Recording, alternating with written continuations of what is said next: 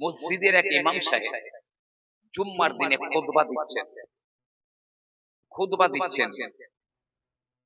দিতে দিতে বললেন, নাথুরাম বলে একজন বেঈমান আমার নবীর গাল দিয়ে চরিত্রে আঘাত করে সে একটা বই মার্কেটিং করেছে, বাজারে ছড়িয়ে দিয়েছে।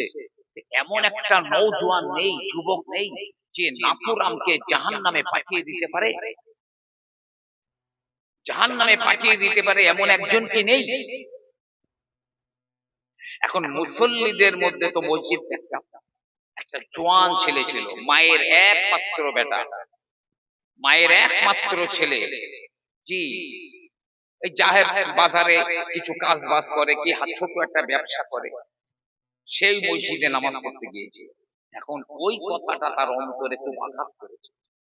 আরে আমার নবীকে গাল দিয়েছে, আমার নবীর চরিত্রে আঘাত করেছে। না না, আমি হয় আমার নিজের জীবনটা নবীর জন্য বিলিয়ে দেব, তাও যদি না হয় আমি ওই নাথুরামটাকে জাহান্নামে পাঠিয়ে দেব। সংকল্প নিয়ে নিয়েছে। নবী পাক বেখবর নন, বাড়ি গিয়ে মায়ের কাছ থেকে বিদায় নিয়েছে। আম্মা জান, বিদায় দিন, আমি ফিরতেও পারি নাও পারি। নবীর নামে এই চরম বেয়াদবি গুস্তাখি করেছে, আমি তাকে জাহান্নামে পাঠিয়ে দেব, না হলে হয়তোবা আমার জীবনটাও চলে যেতে পারে, আমি শহীদ হয়ে যাই। মা বলে, যাও বেটা, তোমাকে বিদায় দিয়ে দিলাম। ওই আব্দুল নাম ছিল, ছেলেটার নাম ছিল আব্দুল কাইয়ুম। এই আব্দুল কাইয়ুম খোঁজ নিয়ে দেখলে যে আদালতের বিচারটা, শুনানিটা কবে হবে, নির্দিষ্ট তারিখটা জেনে নিয়েছে। নির্দিষ্ট দিন চলে এলো। আব্দুল কাইয়ুম বাজার থেকে একটা ছুরি কিনে নিয়েছে, দুই দিকে ধার, ছুরিটার দুই দিকে ধার আছে, এরকম একটা ছুরি কিনে নিয়েছে, নিয়ে তার জ্যাকেটের পকেটের মধ্যে ঢুকিয়ে নিয়েছে। আদালত কক্ষে ঢুকে গেছে, গিয়ে দেখছে কিছু লোকজন এসেছে। তখন নাথুরাম বসে আছে একদম সামনের একটা চেয়ারে নিচে, এখানে জজ বসবে, নাথুরাম নিচে একটা চেয়ারে একদম সামনে বসে আছে। আব্দুল কাইয়ুম ঠিক নাথুরামের পিছনের সিটটায় গিয়ে বসবে, একদম সোজা। আস্তে আস্তে করে গোটা আদালত কক্ষ প্যাকআপ হয়ে গেল, ভরে গেল। এদিকে উকিল মুক্তারেরা হাজির হয়ে গেল, জজ তার নির্দিষ্ট জায়গায় চলে এলো। আদালতের কাজ শুরু করা হোক। শুরু হতে যাবে, ওই সময় নাথুরাম তো সামনে বসে রয়েছে। আব্দুল কাইয়ুমের রক্তে আগুন ধরে গেল, দাউ দাউ করে জ্বলে। এই হলো সেই বেঈমান, যে বেঈমানটা আমার নবীকে গাল দিয়েছে আর চরিত্রে আঘাত করে ওই দিকে বাজারে ছড়িয়েছে। আর দেরি নয়, এখনো শুরু হয় না কেসটা। শুনানি শুরু হতে যাচ্ছে, পকেট থেকে ছুরিটা বার করেছে। পুরো আদালত কক্ষ ছুরি বার করে, আর সামনেই তো বসেছিল শয়তান, উপর জোপরি ছুরিকা ঘাত করে দিয়েছে, ছাঁচড়া করে দিয়েছে গোটা গোটা। এই নাথুরাম চেয়ারের উপর থেকে নিচে পড়ে গেল, তড়পায় রক্তে ভেসে যায়, আদালত কক্ষটা রক্তে ভেসে যায়। জজ বলছে, এই ছেলে, তুমি একজন মানুষকে খুন করলে, তাও আবার আদালতের ভিতরে। কি করলে তুমি? কোটে ভারতবর্ষের পঞ্চম জর্জের একটা ছবি টাঙানো। আব্দুল কাইয়ুম বলছে, স্যার, কেউ যদি আপনার ওই পঞ্চম জর্জকে গালি দেয় আর আপনার যদি প্রতিশোধ নেওয়ার ক্ষমতা থাকে, আপনি কি চুপ করে বসে থাকবেন? আমার প্রিয় নবী সাল্লাল্লাহু আলাইহি ওয়াসাল্লামের নামে গাল দিয়ে চরিত্রের আঘাত করে আমার নবীকে খাটো করে ওই দিকে ছেড়েছে, মার্কেটে বাজারে ছেড়ে দিয়েছে। তাই আমার ইমানে দায়িত্ব ছিল, আমার ইমানি কর্তব্য ছিল ওকে জাহান্নামে পাঠিয়ে দেওয়া। আমি এখন বড় গর্বিত, আমি এখন বড় খুশি, আমার নবীর দুশমনটাকে আমি জাহান্নামে পাঠিয়ে দিতে পেরেছি। আমি খুশি, দাঁড়িয়ে আছি, স্থির দাঁড়িয়ে আছি। সঙ্গে সঙ্গে আব্দুল কাইয়ুমকে অ্যারেস্ট করা হলো। জি, ফাঁসির অর্ডার হয়ে গেল, আব্দুল কাইয়ুমকে ফাঁসি দেওয়া হবে। সে একটা মানুষ খুন করেছে, তাও আদালতের ভেতরে। আমাদের দেশে দেখেন না কি বাঁদরামি চলছে, কোরআনের পৃষ্ঠা ছুঁড়ে দিচ্ছে, উঠে দাঁড়াচ্ছে পা দিয়ে, আগুনে পুড়িয়ে দিচ্ছে, পরে বলছে ও মেন্টালের রেডিওর ব্রেন ঠিক নেই। চোরে চোরে মাসতুতো ভাই, ওর ব্রেন ঠিক নেই। কেউ নবীর নামে ব্যঙ্গচিত্র ছাপছে, বলছে ওটা তার বাক স্বাধীনতা, কথা বলার স্বাধীনতা। তোমার ধর্মগুরুর নামে কেউ বলুক তো দেখি, তোমার মুখ দিয়ে কেমন বার হয়, ওটা ওর বাক স্বাধীনতা, কথা বলার স্বাধীনতা। আব্দুল কাইয়ুমকে জেলখানার ভিতরে ঢুকিয়ে দেওয়া হলো। মুসলমানেরা বড় বিব্রত বোধ করলো, কিভাবে আব্দুল কাইয়ুমকে ফাঁসি থেকে বাঁচানো যায়। এ অফিসার ও আদালত ও অফিস বিভিন্ন জায়গায় দৌড়দৌড়ি করে। আব্দুল কাইয়ুমের হয়ে যিনি দায়িত্ব নিয়েছেন, একেএম ফজলুল হক সাহেব, নাম শুনেছেন? একেএম ফজলুল হক। যখন এই বাংলার মুসলমানদের উপরে গুলি চলছিল অবিচারে নির্বিচারে, তখন এই ফজলুল হক গায়ের জামা খুলে আগে কামানের সামনে দাঁড়িয়ে বলছিলেন, আগে আমার বুকে গুলি মারো, আমি শেষ হয়ে যাব, তারপর অন্য কারো বুকে গুলি লাগবে, তার আগে আর গুলি মারতে দেব না। এই সেই ফজলুল হক সাহেব, যিনি আব্দুল কাইয়ুমের ওকালতের দায়িত্ব নিয়েছেন।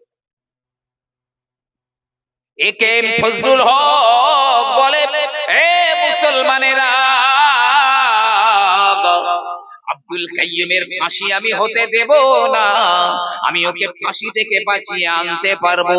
তবে যেদিন আদালতে কাঠ গড়ায় তোলা হবে, ওই আব্দুল কাইয়ুম যদি একটা কথা বলে, স্যার আমি যখন ছুরিকাঘাত করেছিলাম ওই সময় আমার ব্রেনটা ঠিক ছিল না, আমি কিসে কি করেছি জানি না, শুধু এই কথাটা বলে ওর ফাঁসি হবে না, ফাঁসি হতে দেব না। বড় সুবর্ণ সুযোগ।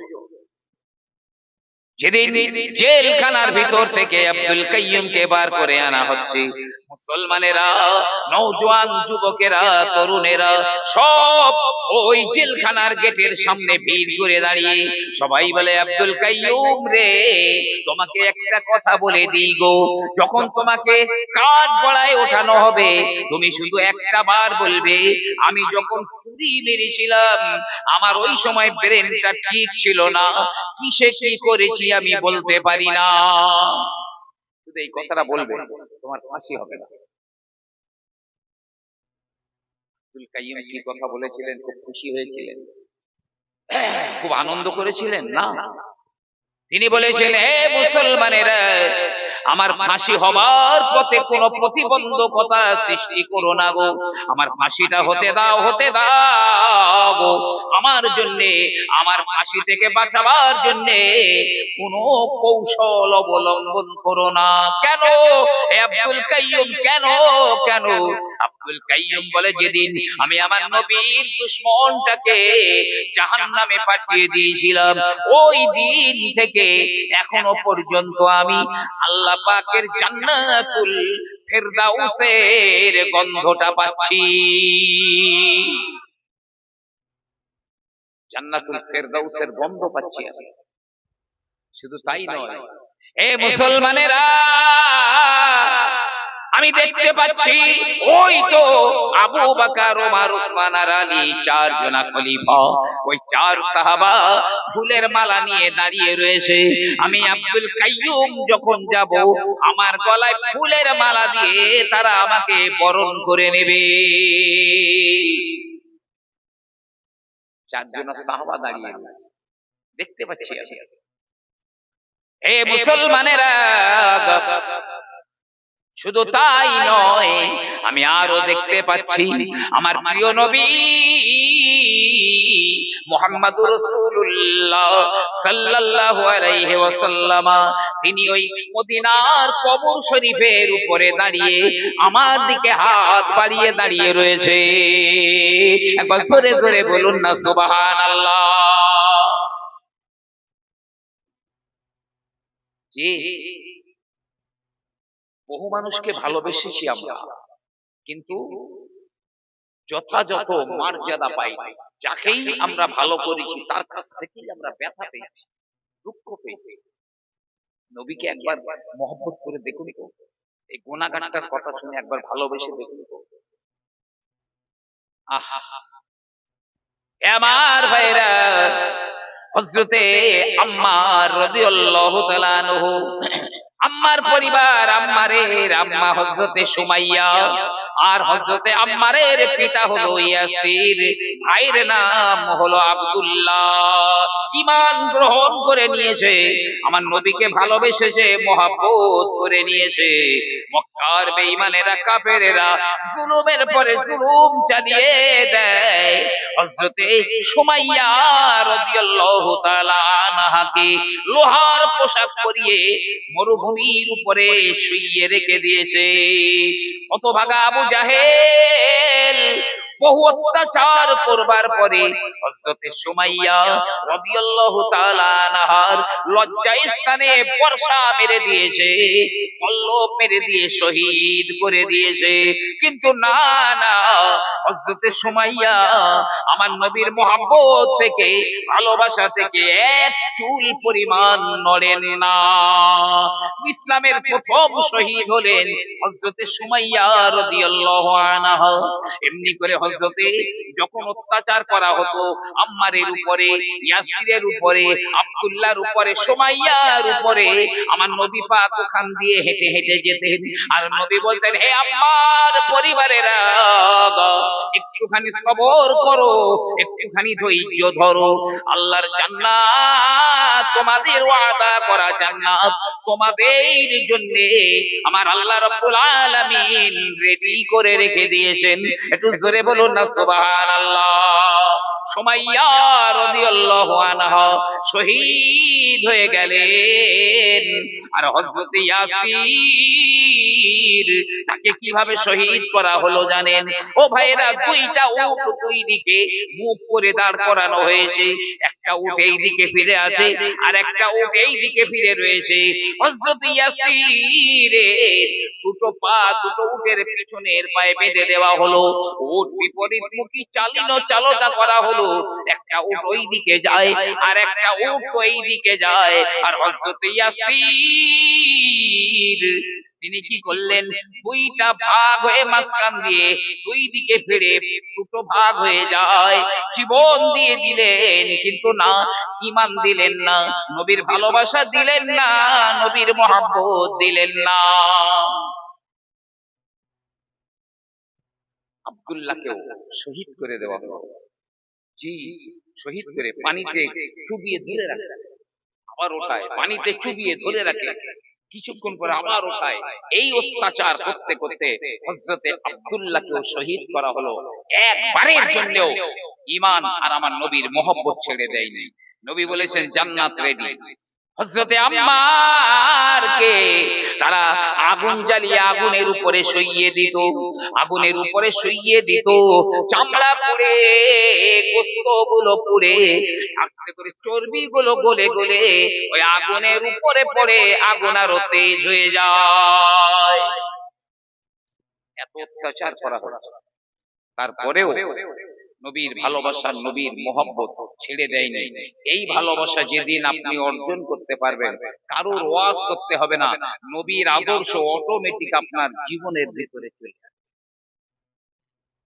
জীবনে চলে আসে। আমরা এত, আমি আরো একটা পুরাতন কথা বলছি, আমরা এত কেন জুতো ঝাঁটা লাঠি, বেঈমানদের ঝাঁটা লাঠি খাচ্ছি? আমরা নবীর সুন্নত থেকে অনেকটা দূরে সরে গেছি আমরা। জি, পৃথিবী, আমার আল্লাহ ওয়াদা করেছেন, কোন কাফেরকে, কোন বেঈমানকে মুসলমানদের উপরে আমি জয়যুক্ত হতে দেব না। কোরআনে কারিমে আল্লাহ বলেন। আবার আবার আল্লাহ পাক বলেন, ওয়ালা তাহিনু ওয়ালা তাহজানু ওয়া আনতুমুল আ'লাউনা ইন কুনতুম মুমিনিন। এ ভয় করো না ঈমানদারেরা, ভয় করো না, চিন্তা করো না, তোমরাই তো বিজয়ী হবে যদি তোমরা ঈমানদার হও। ও মুসলমানেরা, আপনি করে যুদ্ধের ময়দানে নবীর সাহাবারা যুদ্ধ করেন, বেঈমান কাফেরদের মোকাবেলা করেন। একদিন, দুই দিন, তিন দিন, চার দিন হয়ে গেল, মুসলমানেরা বিজয়ী হতে পারছে না। সব মুসলমানেরা এক জায়গায় যুক্তি করে, না না, আমার আল্লাহ কোরআনে ওয়াদা করেছে যে আমরাই তো বিজয়ী হব। ওয়া কানা হাক্কান আলাইনা নাসরুল মুমিনিন। আল্লাহর ওয়াদা হলো ঈমানদারদের আল্লাহ সহযোগিতা করবেন। কয়েকদিন হয়ে গেল, আমরা যুদ্ধে কেন জয়লাভ করতে পারছি না? কারণ কি? পরামর্শ একজনা বলছে, মনে হয় নবীর কোন সুন্নত কয়েকদিন আমরা মনে হচ্ছে আদায় করতে পারছি না, নবীর কোন একটা সুন্নত মনে হয় ছেড়ে গিয়েছে আমাদের থেকে, যার কারণে আমরা বিজয়ী হতে পারছি না। সবাই চিন্তা করছে কি সুন্নত আমরা ছেড়ে দিয়েছি। অনেক চিন্তা করে একজনা বলল, আজ কয়েকদিন হয়ে গেল আমরা মিসওয়াক করছি না, মিসওয়াক, গাছের ডাল দিয়ে মিসওয়াক করছি না। প্রিয় নবী আমার বলেন, লাউলাম আশুক্কু আলা উম্মতি লা আমারতুহুম বিসওয়াকি ইনদা কুল্লি সালাতিন। আমার উম্মতের উপরে যদি কষ্ট না হয়ে যেত, তাহলে প্রতি নামাজের সময় আমি আমার উম্মত দিগকে মিসওয়াক করার কথা বলতাম। ও মুসলমানেরা, আমার নবীজির জীবনের শেষ আমাল হলো ওই মিসওয়াক করা। সাহাবা একজনা বলে, এই কয়েকদিনের ভিতরে মিসওয়াক করা হচ্ছে না, এই জন্য মনে হয় আমরা বিজয়ী হতে পারছি না। তীর, তলোয়ার, ধনুক সব রেখে দিয়েছে সাহাবা যুদ্ধের ময়দানে। গাছের ডাল ভেঙে নিয়ে এসে সবাই মিসওয়াক করা শুরু করে দিয়েছে। আমার নবীর এই সুন্নতটা আমরা পালন করি না, সবাই মিসওয়াক শুরু করে দিয়েছে। বেঈমান কাফেরদের অন্তরে আমার আল্লাহ ভয় ঢুকিয়ে দিয়েছেন। কাফেরেরা, বেঈমানেরা ওই মুসলমানদের মিসওয়াক করা দেখে বলে, ওই দেখ মুসলমানেরা এবারে দাঁতে ধার দিচ্ছে, মনে হয় আমাদের এবারে চিবিয়ে চিবিয়ে খেয়ে ফেলবে।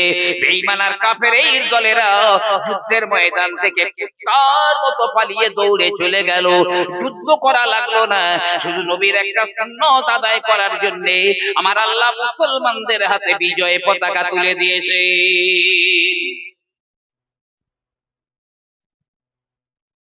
আজ নবীজির হাজার হাজার সুন্নতের উপরে পা দিয়ে আমরা মারিয়ে যাচ্ছি, আর আমরা বলছি আমরা মুসলমান কেন বিজয়ী হতে পারছি না? ওদিকে তোমার ইমানে যে ক্যান্সার হয়েছে, পক্ষাঘাত হয়েছে, ইমানে প্যারালাইসিস হয়েছে, এই চিন্তা তো একবার করো।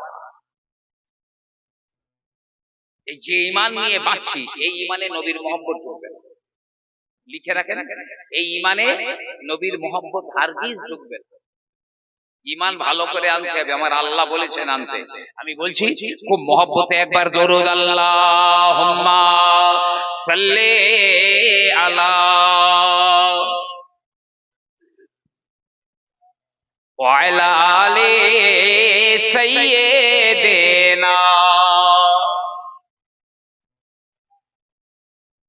फूल खिलते हैं पढ़ पढ़ के सल्ले अला फूल खिलते हैं पढ़ पढ़ के सल्ले अला झूम कर कह रही है ये बागे सबा ऐसी खुशबू चमन के एक गुलों में कहाँ ऐसी खुशबू चमन के एक गुलों में कहाँ जो नबी के पसीने में मौजूद है अल्लाहुम्मा सल्ले अला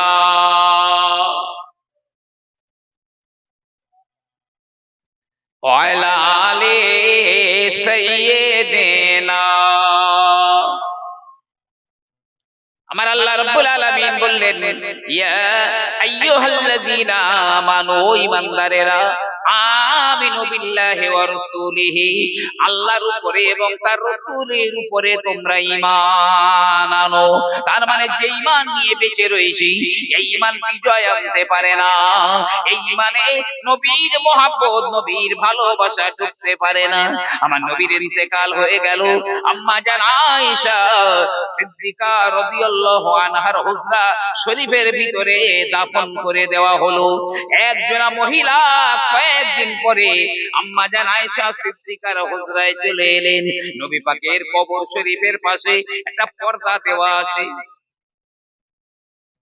মূল হুজরায় যে দিকটা নবীর কবর দেওয়া হয়েছে সেখানে একটা পর্দা দেওয়া আছে ওই সাইডে আম্মা জান আয়েশা সিদ্দিকা থাকেন এই সাইডটায় নবী পাকের কবর শরীফ এক মহিলা হে আম্মা জান আয়েশা একবার আমার নবীর কবরটা আমাকে একবার দেখিয়ে দাও না একবার আমার রাসূলের কবরটা একটু দেখাও না মহিলা কেঁদে সারে সার হয়ে যায় আর বারে বারে বারে বারে বলে আমার হাবিবের আমার প্রিয় নবীর কবরটা একবার আমাকে দেখিয়ে দাও এত কান্না কাঁদে মা জান আয়েশা সিদ্দিকা রাদিয়াল্লাহু তাআলা আনহা তিনি একটুখানি পর্দার কাপড়টা সরিয়ে দিলেন ওই দেখো ওই তো আল্লাহর নবী ওই শুয়ে রয়েছে ওই মহিলা অবাক হয়ে যায় এক সময় এত কান্না কাঁদে কাঁদতে কাঁদতে সেন্সলেস হয়ে গেলেন তিনি বেহুশ হয়ে মাটির উপরে জমিনে পড়ে গেলেন শুধু পড়ে গেলেন না বরং জীবনটা চিরদিনের মতো পার হয়ে গেল নবীর মহব্বতে জীবনটা দিয়ে দিয়েছে শুধু নবীর কবর দেখে ও মুসলমানেরা আমরা তো নবীকে ভালোবাসি না আসমান কত ভালোবাসি আসমান আমার নবীকে কত মহব্বত করে ততদিন আল্লাহর কসম বলছি কামিয়াবি আসবে না সফলতা আসবে না পৃথিবীর সবার চাইতে আমার নবীকে যতক্ষণ না মহব্বত না করবে মদিনায় দুর্ভিক্ষ বৃষ্টি হয় না জীবজন্তুরা মারা যাচ্ছে মানুষজনেরা মারা যাচ্ছে বৃষ্টি হয় না মদিনাতে সবাই আম্মা জান আয়েশা সিদ্দিকা রাদিয়াল্লাহু তাআলা আনহার কাছে চলে গেলেন ও আম্মা জান মদিনার মানুষেরা বুঝি আর বাঁচে না জীবজন্তুগুলো শেষ হয়ে গেল গাছপালাগুলো শুকিয়ে গেল বৃষ্টি হয় না মদিনার জমিনে দুর্ভিক্ষ দেখা দিয়েছে আপনি আমাদের উপায় বলে দিন কি করলে এই মদিনার জমিনে বৃষ্টি হবে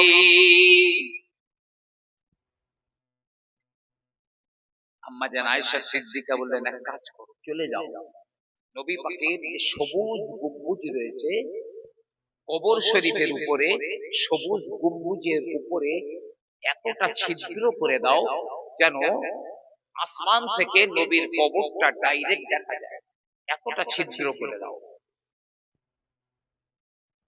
সাহাবায়ে কেরামেরা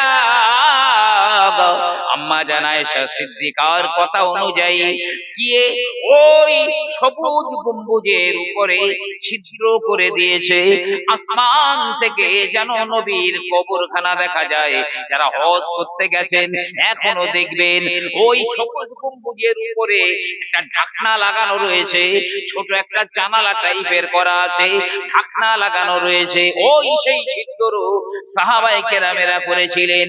ছিদ্রটা যেই না করা হয়ে গেল, ও অঝর ঝরে আসমান থেকে বৃষ্টি বর্ষণ শুরু হয়ে গেল। মুষলধারে বৃষ্টি হয়, একভাবে বৃষ্টি হয়ে যায়, রাত দিন একভাবে বৃষ্টি হয়, 1 মিনিটের জন্যও বন্ধ হয় না। এমনি করে 2 দিন 3 দিন হয়ে গেল, কয়েকদিন হয়ে গেল, এইবারে বৃষ্টি তো বন্ধ হয় না। লোকের আম্মা জান আয়েশা সিদ্দিকার কাছে চলে এসেছে, ও আম্মাজি,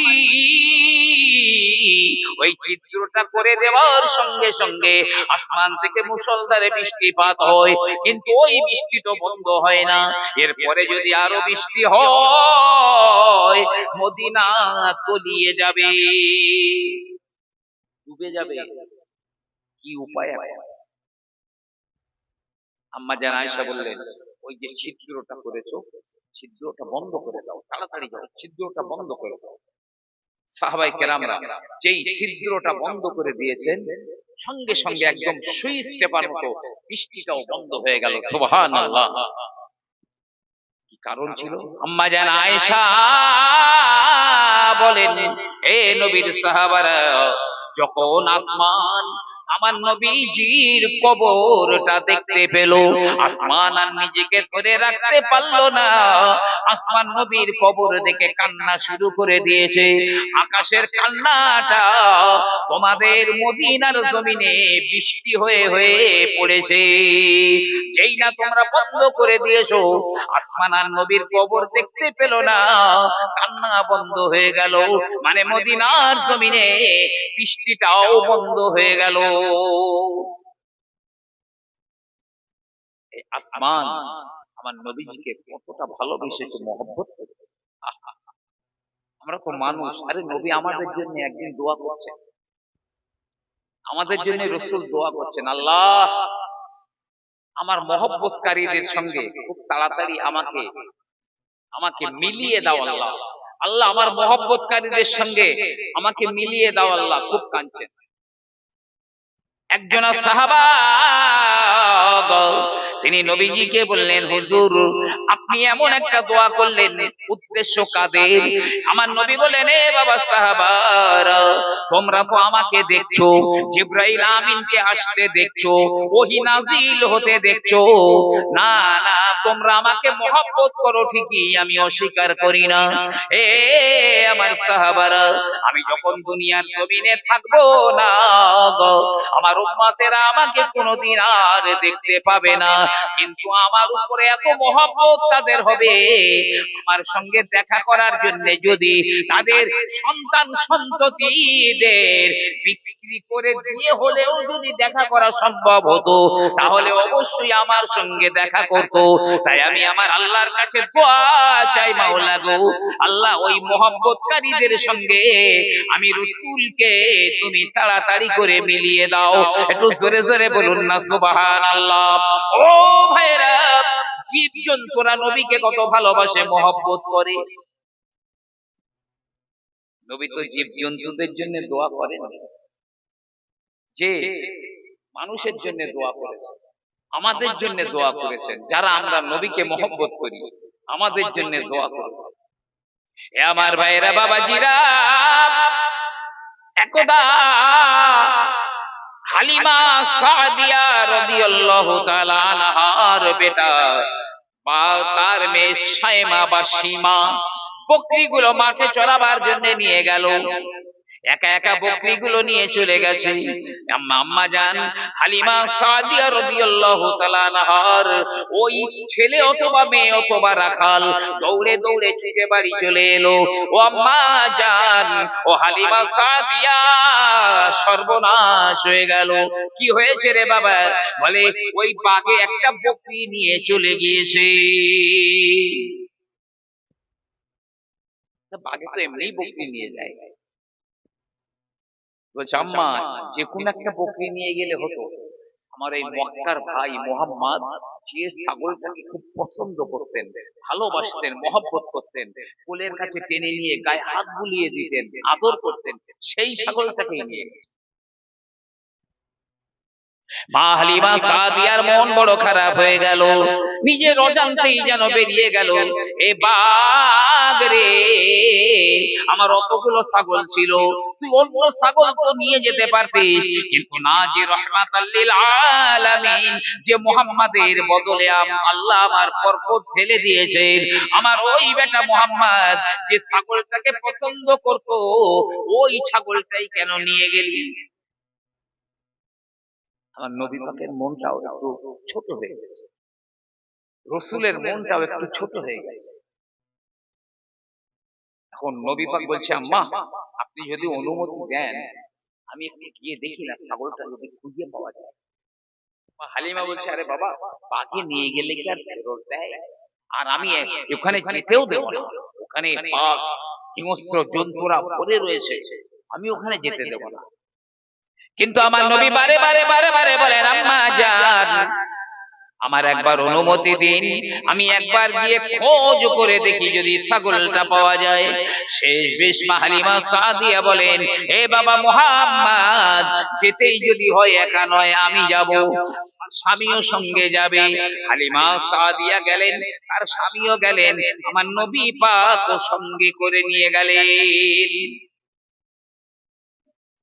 যেখান থেকে ছাগলটা দিয়ে গেছে, পাহাড়ি জঙ্গল, পাহাড়ি জঙ্গল হিংস্র জন্তুতে ভরা।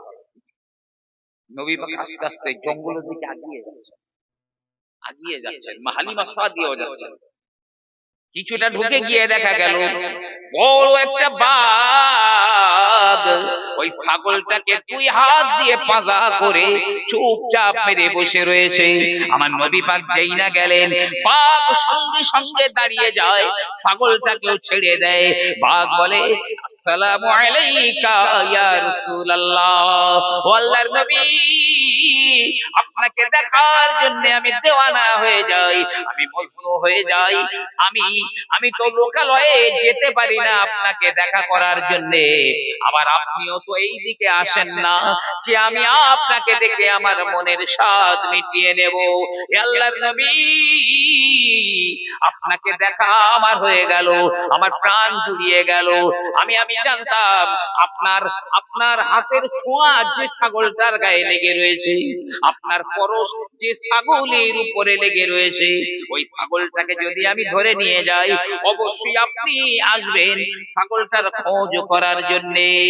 এলেনও, তাই দেখা হয়ে গেল, আমার মনের বাসনা মিটে গেল। হুজুর, আপনার ওই ছাগলের গায়ে আমি একবারের জন্য নখটাও ঢোকাই না, অক্ষত অবস্থায় রয়েছে। এবারে আপনার ছাগল খানা নিয়ে আপনি চলে যান। জোরে জোরে বলুন না সুবহানাল্লাহ। হিংস্র জঙ্গলের বাঘ এত ভালোবাসে নবীকে, নবী দেখবার জন্য এমন একটা কৌশল অবলম্বন করেছে, নবী দেখা হয়ে গেল। এই ছাগলটার গায়ে রসুলের পরশ আছে, জি, নবী পাকের হাতের ছাপ আছে, সেই ছাগলটাই নিয়ে গেছে। নবী দেখার জন্য আমরা কতদিন কি চেষ্টা করেছি, মনে হয় করি? এ আমার ভাইরা, আম্মা জান হালিমা সাদিয়ার মেয়ে সীমা বকরি চড়াতে নিয়ে যায়। একদিন হালিমা সাদিয়া বলে, এ সীমা, যা যা বকরিগুলো নিয়ে মাঠে চড়াতে যা। সীমা বলে, আম্মা জান, অতগুলো বকরি আমি একা সামাল দিতে পারি না গো আম্মা, আমার সঙ্গে কাউকে দিতে হবে, আমি একা একা ওই বকরিগুলো নিয়ে যাব না। হালিমা বলছে, আর তো কেউ নেই, তুই ছাড়া, তোকেই নিয়ে যেতে হবে। আর সীমা বারবার বলছে, আমি অতগুলো বকরি আমি একসঙ্গে সামাল দিতে পারি না, এ ওদিকে দৌড়াই, ও ওদিকে দৌড়াই, আমি একা কটা সামাল দেব, সঙ্গে আমার কাউকে একটা হেল্পার লাগবে, দিতে হবে। কিন্তু মা হালিমা সাদিয়া বলছে, না, আর কেউ তো নেই, তোকেই নিয়ে যেতে হবে। সীমা বলে, আম্মা জান, যদি আমার মক্কার ভাই মুহাম্মদকে আমার সঙ্গে দেন, তাহলে আমি বকরি মাঠে চড়াতে নিয়ে যেতে পারি। মা হালিমা বলে, ওরে সীমা রে, তুই বলছিস একা অতগুলো বকরি সামলাতে পারবো না, আবার একটা বাচ্চা নিয়ে যাবি, তুই বাচ্চা সামলাবি না বকরি গুলো সামলাবি? ঝামেলা তো আরো বেড়ে যাবে, আরো তো বরং ঝামেলা বাড়বে। কিন্তু সীমা বলছে, মা যদি আমার মক্কার ভাইকে নিয়ে যেতে পারি তাহলে আমি বকরি সামাল দিতে পারবো। কেন? হে আম্মা জান, এর আগে একদিন আমার ভাই মোহাম্মদকে আমি সঙ্গে করে নিয়ে গিয়েছিলাম বকরি চড়াবার জন্য। ছাগলগুলো ছেড়ে দিয়ে, বকরিগুলো ছেড়ে দিয়ে গাছের তলায় আমার ভাই মোহাম্মদকে নিয়ে আমি বসে আছি। আমি দেখলাম ছাগলগুলো হুটপাট করে খেয়ে নিয়ে আমার ভাই মোহাম্মদের চতুর্দিকে গোল হয়ে বসে যায়। কোনো ছাগল দল ছাড়া হয় না, পালিয়ে যায় না, দৌড়াদৌড়ি করে না, আদবের সঙ্গে চতুর্দিকে বসে বসে আমার ওই মক্কার ভাই মোহাম্মদের চেহারার দিকে অবাক হয়ে তাকিয়ে থাকে। ছাগলগুলো দেখে আর আমি সীমাও আমার ভাই মোহাম্মদের চেহারার দিকে দেখি। জোরে জোরে বলুন না সুবহানাল্লাহ। তাই যদি ওই আমার ভাই মোহাম্মদকে সঙ্গে নিয়ে যাই, আমার ছাগল চড়াতে অসুবিধা হবে না, দল ছুট কেউ হয়ে যাবে না। ও মুসলমানেরা, সাধ্য সাধনা করো, একবার হলেও স্বপ্নের মধ্যে রাসূলের জিয়ারত চেষ্টা করো, যাতে নসিব হয়ে যায়।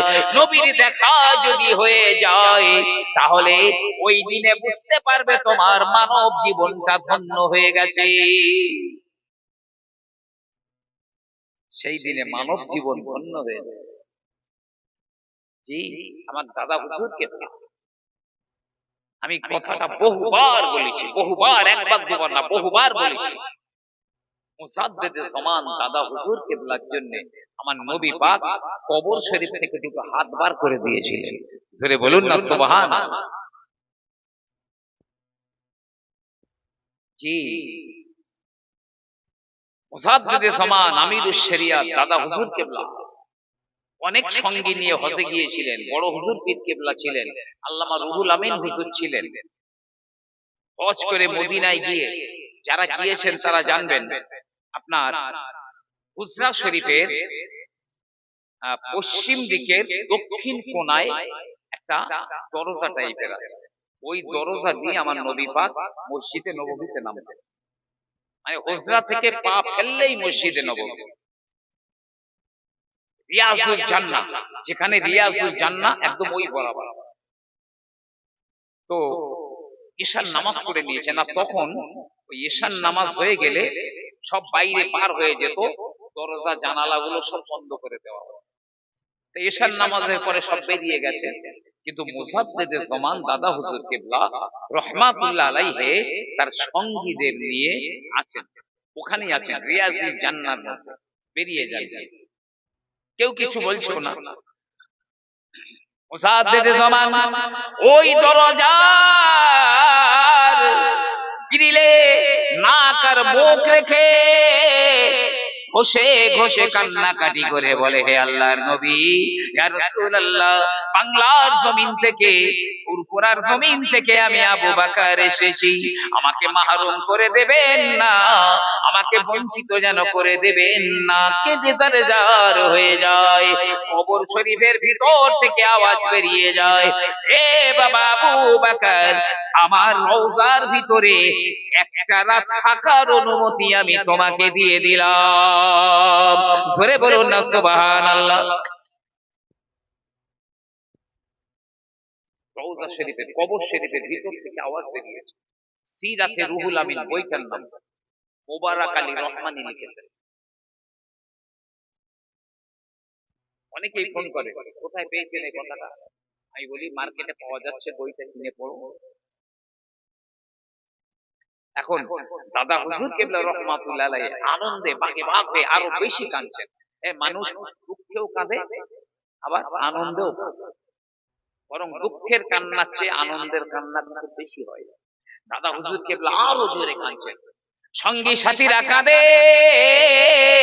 আমরা এলাম হুজুরের সঙ্গে, হুজুর কিবলা কি একা একা আল্লাহর রাসূলের রওজার ভিতরে একা একা যাবেন? আমরা কি যেতে পারবো না? ও ভাইরা, হুজুর কিবলা বলেন, ও বাবারা, কেঁদো না, আমি তোমাদের 8 জনাকে সঙ্গে করে নিয়ে যাব। হুজুর 8 ব্যক্তিকে সঙ্গে করে নিলেন। বড় হুজুর পীর কিবলা ছিলেন, আল্লামা রুহুল আমিন হুজুর ছিলেন, ভিতরে যাবার আগে আচমকা মসজিদে নববীর খাদেম সাহেব ওই গেটের চাবিখানা মুজাদ্দেদ জামান হুজুরের হাতে দিয়ে দিয়েছেন। হুজুর এই নিন, ওই গেটের চাবিটা দিয়ে দিলাম, যা ইচ্ছা আপনি এবারে তাই করুন। জোরে বলুন না সুবহানাল্লাহ। দরজা খুলেছেন, আস্তে আস্তে করে সব ভিতরে ঢুকে গেলেন, সালাম করছেন স্বল্প আওয়াজে, আসসালামু আলাইকা ইয়া রাসূলুল্লাহ। সঙ্গে সঙ্গে আমার নবীজির কবর শরীফের ভিতর থেকে সালামের জবাবটা বেরিয়ে আসে, সবাই শুনতে পায় আমার নবীজি কবর শরীফ থেকে সালামের জবাব দিয়ে দিয়েছে।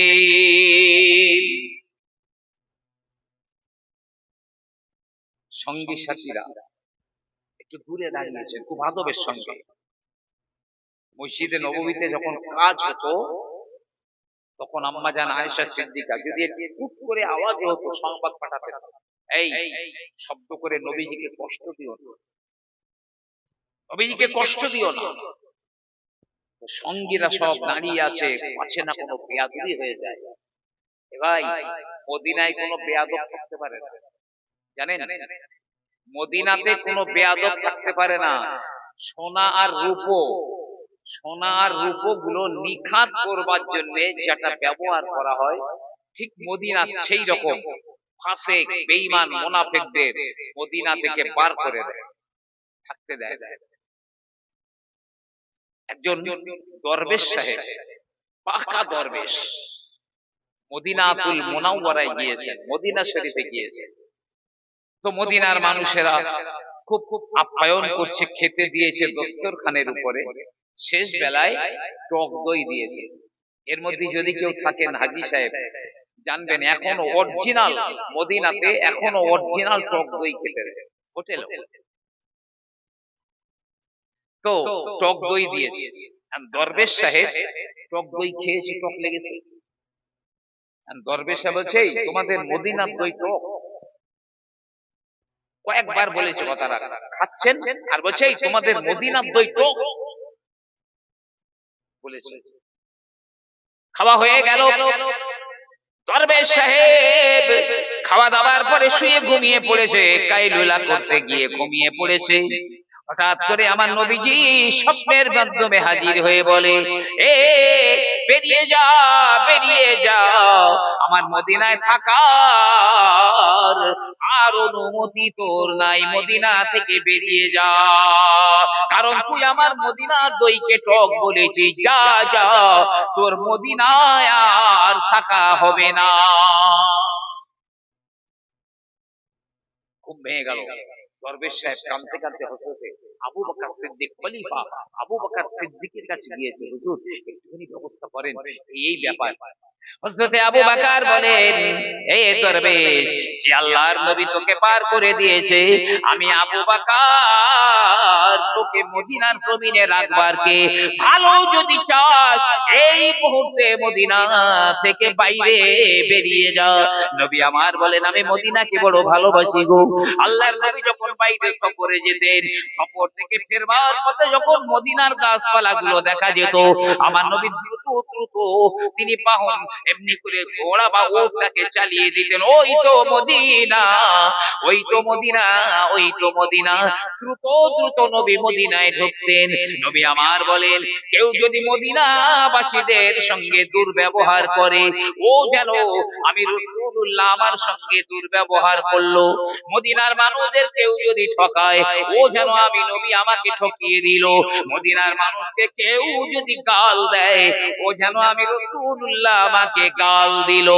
না না, এই কারণেই তো ও আমার ভাইরা, ইমামে মালিক রাহমাতুল্লাহ আলাইহি মদিনার টপ র‍্যাঙ্কের মুফতি, বলা হয়েছিল ইমাম মালিক যতদিন মদিনায় থাকবে, মদিনায় আর কেউ কেউ ফতোয়া দিতে পারবে না। জীবনে মাত্র একবার হজ করেছিলেন, মাত্র একবার হজ করেছিলেন, মদিনা থেকে বার হতেন ইমাম মালিক রাহমাতুল্লাহ আলাইহি। জি, মনের ইচ্ছা ছিল খুব যে আমার মৃত্যুটা যেন মদিনাতে হয়। আমার মরণ যেন মদিনাতে হয়। এই জন্যে তিনি মাত্র একবার হজ করেছিলেন, আর মদিনা থেকে বারবার। যদি আমি হজ করার জন্য মক্কায় যাই আর ওখানে যদি আমার মৃত্যু হয়ে যায়, মদিনায় মরবার স্বাদ আমার মিটবে না, তাই মদিনা থেকে বার হতে 3 দিন অন্তর অন্তর প্রস্রাব পায়খানা করতেন। তিনি বলতেন এই জমিনে আমার প্রিয় নবী শুয়ে রয়েছেন, তাই বারে বারে প্রস্রাব পায়খানা যেতে আমার লজ্জা পায়। 3 দিনে একবার যেতেন, তো মদিনার একদম বাইরে যেতেন না, আবার পুরো মদিনার ভিতরেও থাকতেন। কিতাবে লেখা আছে একটা পা মদিনার বাইরে দিয়ে দিতেন, আর একটা পা মদিনার ভিতরে তিনি রেখে প্রস্রাব পায়খানা করতেন। লোকেরা ব্যাপারটা জিজ্ঞাসা করলে তিনি বলতেন, এ মানুষেরা, আমার জীবনের বড় স্বাদ হলো আমার প্রিয় রাসূলের শহরে যেন আমার মৃত্যু হয়। আমি যদি পায়খানা প্রস্রাব মদিনার জমিনেও করতে পারি না, আমার বড় লজ্জা হয়। আমার নূর নবী, প্রিয় নবী এই জমিনের নিচে শুয়ে রয়েছেন, আর ওই জমিনে আমি প্রস্রাব পায়খানা করব, এটা আমি বড় খারাপ মনে করি। তাই আমার যদি মদিনার বাইরে গিয়ে প্রস্রাব পায়খানা করি, যদি ওই সময় মৃত্যু হয়ে যায়, মদিনার ভিতরে আমার মৃত্যু হলো না। তাই এক পা বাইরে আর একটা পা মদিনার ভিতরে রাখে প্রস্রাব পায়খানা করি। ওই অবস্থায় মৃত্যু হয়ে গেলে তখন আমার একটা পা তো অন্তত মদিনার জমিনে। যে মদিনা ভালোবাসলো সে আমার নবীকেই ভালোবাসলো, মদিনাবাসীদের যে ভালোবাসলো সে আমার নবীকেই ভালোবাসলো। আমার ভাইরা, ইমাম মালিক রাহমাতুল্লাহ আলাইহি মদিনার জমিনে কোন বাহনের উপরে তিনি সওয়ার হতেন না, না উটের উপরে, না গাধার উপরে, না খচ্চরের উপরে, না না, তিনি সওয়ার হয়ে চলতেন না, পায়ে হেঁটে হেঁটে চলতেন, তবে পায়ে জুতো দিতেন না, পায়ে জুতোও পরতেন না। তাকে জিজ্ঞাসা করা হলো, ইমাম মালিক তিনি বলতেন, আমার যদি হিম্মত থাকতো আমি আমার মাথাটা মদিনার জমিনে রেখে পা দুটো উঁচু করে হাঁটতাম, যদি আমার ক্ষমতা থাকতো। আমার নূর নবী, প্রিয় নবী এই জমিনের উপরে হেঁটে হেঁটে বেরিয়েছেন, জানি না কোথায় আমার রাসূলের কদম মোবারক পড়েছে।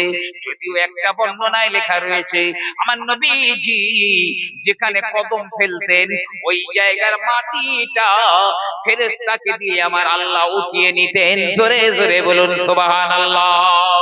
তাই ইমাম মালিক বলেন, আমি কোন সওয়ারিতে উঠি না, কারণ আমি যদি কোন সওয়ারিতে উঠি, এই জমিনের নিচে আমার নবী রয়েছেন, আমার উট, আমার ঘোড়া, আমার গাধা যদি হেঁটে যায়, তার পায়ের খুর লেগে যদি ধুলো ওড়ে, আর ওই ধুলো যদি বাতাসে ভেসে ভেসে ওই সবুজ গম্বুজে গিয়ে লাগে, না না, কত বড় বেয়াদবি হয়ে যাবে।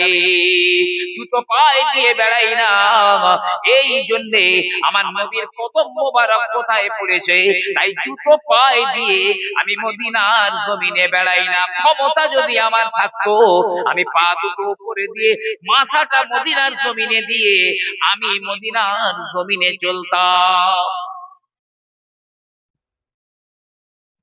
এই ছিল ইমাম মালিক রাহমাতুল্লাহ আলাইহির মদিনার মহব্বত।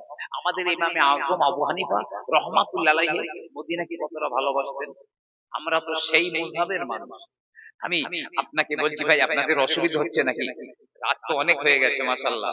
জি, খুব চিল্লে চিল্লে একবার মহব্বতে একদম নিজের কলিজাটা কেটে মদিনার সবুজ গম্বুজের ভিতরে ঢুকিয়ে আমি বলছি বলে নয়, দিয়ে খুব মহব্বতে একবার দরুদ আল্লাহুম্মা সাল্লি আলা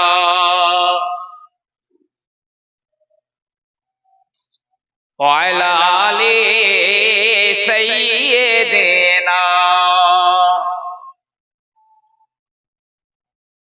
हमने माना कि जन्नत ये बहुत है हसीन, हमने माना कि जन्नत ये बहुत है हसीन, छोड़कर हम मदीना न जाए कहीं, जन्नत में सब है मदीना नहीं, जन्नत में सब है मदीना नहीं, मगर जन्नत मदीने में मौजूद है। अल्लाहुम्मा सल्ले अला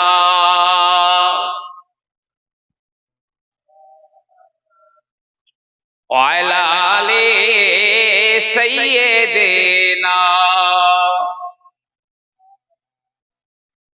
इमाम आज़म আবু হানিফা রহমাতুল্লাহ আলাইহি তিনি মদিনার জমিনে চলে গেলেন।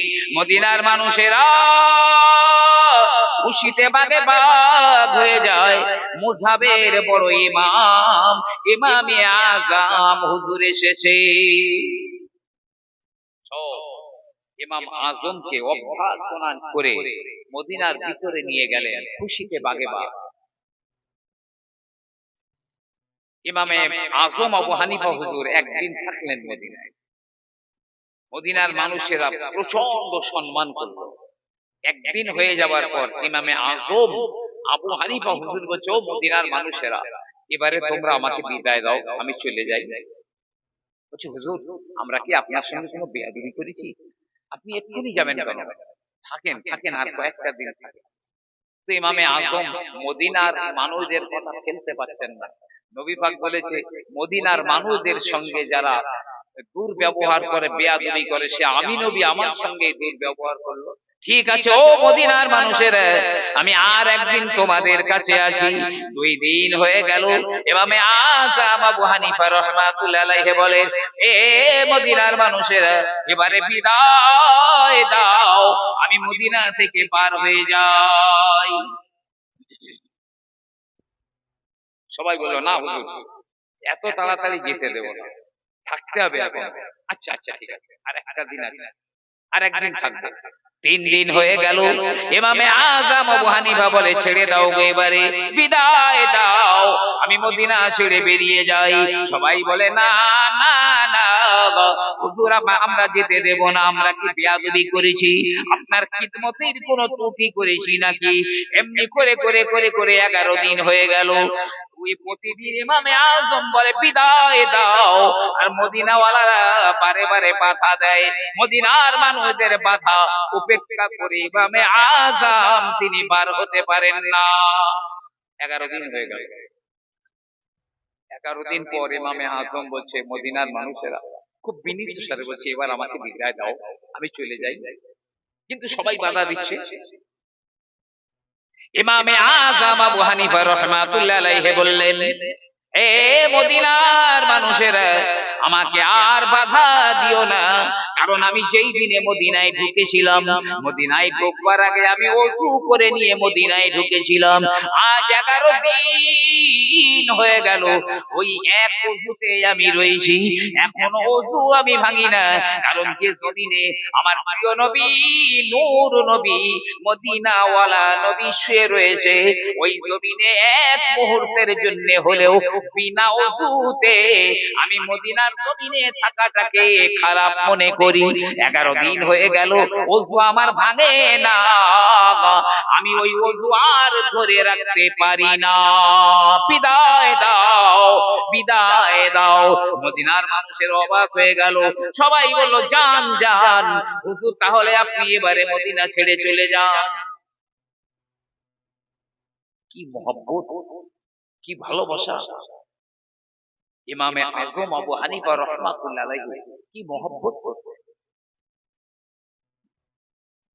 তবে মেন জায়গায় যেতে গেলে মাঝখানে কাউকে একটা ধরতে হয়, একটা উকিল ধরতে হয়, একটা মাধ্যম ধরতে হয়। জি, একটা মাধ্যম ধরতে হয়। আমি একবার বলে এসেছি, আবারও বলছি, নবী পাক পর্যন্ত পৌঁছাতে হলে ইমাম হাসান আর হুসাইন, এই 2 ভাইকে সব চাইতে বেশি মহব্বত করবেন। দেখবেন অটোমেটিক আমার নবীর মহব্বতটাও চলে আসে, নবীর ভালোবাসা চলে আসে। হযরতে ওমর রাদিয়াল্লাহু আনহু তখন খলিফা ছিলেন। ওমর একটা প্রতিযোগিতা হয়েছে, ঘোড়া দৌড়ের প্রতিযোগিতা। ঘোড়া দৌড়ে কে ফার্স্ট হতে পারে। এখন ওই প্রতিযোগিতায় হযরতে ওমর রাদিয়াল্লাহু আনহুর ছেলে ইবনে ওমর ফার্স্ট হয়েছে। খলিফার ছেলে ফার্স্ট হয়েছে। এখন খুব আনন্দ করছে ইবনে ওমর। প্রতিযোগিতায় যে ফার্স্ট হয় সে তো এমনি আনন্দ করে, জি আনন্দ করছে। এখন ইমামে হাসান আর হোসাইন রাদিয়াল্লাহু আনহুমা সহ্য করতে না পেরে বলেন, এই গোলামের বাচ্চা গোলাম। ইবনে ওমরকে বলছে, এই গোলামের বাচ্চা গোলাম, এত আনন্দ করছো কেন? তোমার বাপ ছিল আমার নানাজির গোলাম, আমাদের গোলাম, তুমি সেই গোলামের ছেলে, তুমিও গোলাম, আমাদের গোলাম, তো আনন্দ করছো কেন? আচ্ছা বলেন তো, খলিফা মানে তো প্রেসিডেন্ট, খলিফা মানে রাজা বাদশা। জি হ্যাঁ, আমাদেরও আছে। মনে করবেন না শুধু নরেন্দ্র মোদী আমাদের প্রধানমন্ত্রী, দেশের রাজা, প্রতিটা গ্রামে রাজা আছে আমাদের, কিন্তু আমরা গুরুত্ব দেইনি। তবে চরম কৈফিয়ত দিতে হবে। গ্রামের মসজিদের ইমাম সাহেব হলো আপনার খলিফা। আপনার খলিফা, ইমাম মানে অগ্রণী, ইমাম মানে খলিফা, ইমাম মানে রাষ্ট্রপ্রধান, প্রধানমন্ত্রী, প্রেসিডেন্ট। ইমামের কথায়, রাজার কথায় যেমন প্রজারা চলে, ইমাম সাহেবের কথায় তেমন মুসল্লিরা চলবে। মুসল্লিদের কথায় ইমাম সাহেব কোনোদিন চলবে না। কেউ যদি মনে করে আমরা 10,000 টাকা দিয়ে মসজিদে একটা কর্মচারী বা গোলাম রেখে দিয়েছি, আমি তাকে নিবেদন করবো ওই ইমামের পিছনে আপনি যেন নামাজ পড়বেন না, আপনার নামাজ হবে না। ইমাম মানে গোলাম নয়। আবার কোন ইমাম সাহেব যদি মনে করে আমি এই মহল্লার লোকদের গোলামতি করছি, তাহলে বলবো এই গোলামের পিছনেও নামাজ পড়বেন, নামাজ হবে না। পৃথিবীতে যত মানুষ আছে, কাবার ইমাম হচ্ছে সবচাইতে টপ র্যাঙ্কের সম্মান। কাবার ইমাম পৃথিবীতে ডক্টর, ডাক্তার, উকিল, ব্যারিস্টার, প্রধানমন্ত্রী, রাষ্ট্রপতি যিনি হন না কেন, কাবার ইমামের উপরে কারো সম্মান নেই। আর নবীজি বলেছেন, আল মসজিদু জুজউম মিনাল কাবা, দুনিয়ার বৈধ মসজিদগুলো কাবার শাখা ব্রাঞ্চ। তাহলে কাবার ইমাম যদি পৃথিবীর সবচাইতে টপ র্যাঙ্কের সম্মানী ব্যক্তি হয়, তাহলে প্রতিটা গ্রামের মসজিদের ইমাম সাহেব, ওই গ্রামের যত মানুষের যত বড় জমিদার হোক, ইমাম সাহেবের উপরে কারো সম্মান নেই। আমি বড় অবাক হয়ে যাই, ইমাম সাহেব যখন হাত তুলে দোয়া চায়, মুসল্লিদের ভালো কামনা করে, আল্লাহ এর রোজগার বাড়িয়ে দাও, ছেলে মেয়ের হায়াত বাড়িয়ে দাও, ওর হায়াত বাড়িয়ে দাও, ওর রোগ সারিয়ে দাও, ইমাম সাহেব তার কল্যাণের জন্য দোয়া চায়। আর এই মুসল্লিরাও, আমি সবাইকে বলছি না, এত নিমক হারাম, মসজিদ থেকে বাইরে ইমাম সাহেবের পিছনে লাগালাগি করে। আল্লাহর নবী, আল্লাহর রাসূল হযরত আলী রাদিয়াল্লাহু তাআলা আনহুকে ডেকে বললেন, এ আলী গো, কোরআন জানা মানুষের পিছনে যেন তুমি লেগো না, কোরআন জানা মানুষের পিছনে যেন লাগালাগি করো না। কোরআন জানা মানুষের পিছনে যারা লাগে, জাহান্নামের কুত্তা তাদের ছিঁড়ে ছিঁড়ে খায়, জাহান্নামের কুত্তা তাদের ছিঁড়ে ছিঁড়ে খাবে। ও ও মুসলমানেরা, ইমামে হাসান আর হোসাইন দাঁড়িয়ে রয়েছে, বলে এই তুমি গোলামের বাচ্চা গোলাম, এত আনন্দ তুমি কেন করো? খলিফার ছেলে যদি এই হাজার হাজার লোকের সামনে গোলামের বাচ্চা গোলাম বলে, তাহলে তার সেন্টিমেন্টে লাগবে, তার মান সম্মানে লাগবে। এখন সামান্য একটা কম দামি রাজনৈতিক পাওয়ার ব্যক্তির ছেলেকে একটু বলে দেখবেন, দুই ধারের চাবালি 1/2 কিলোমিটার করে চওড়া হয়ে, মানে বড় হয়ে যাবে মারির চোটে, সম্মানে বেঁধেছে। ইবনে ওমর রাদিয়াল্লাহু তাআলা আনহু খলিফা ওমরের কাছে চলে এসে বলে, ইয়া আমিরাল মুমিনিন আব্বাজান, ওই হাসান আর হোসাইন আমাকে বলেছে গোলামের বাচ্চা গোলাম, আপনি নাকি ওদের নানাজির গোলাম, নবী পরিবারের গোলাম, ওদেরও গোলাম, আমিও নাকি ওই গোলামের বাচ্চা গোলাম। বিচার চাই, মানহানির কেস করে দিয়েছে খলিফার কাছে। খলিফা বলছে, ইমাম হাসান আর হোসাইনের কথা বলেছে? না বললে আমি বলছি।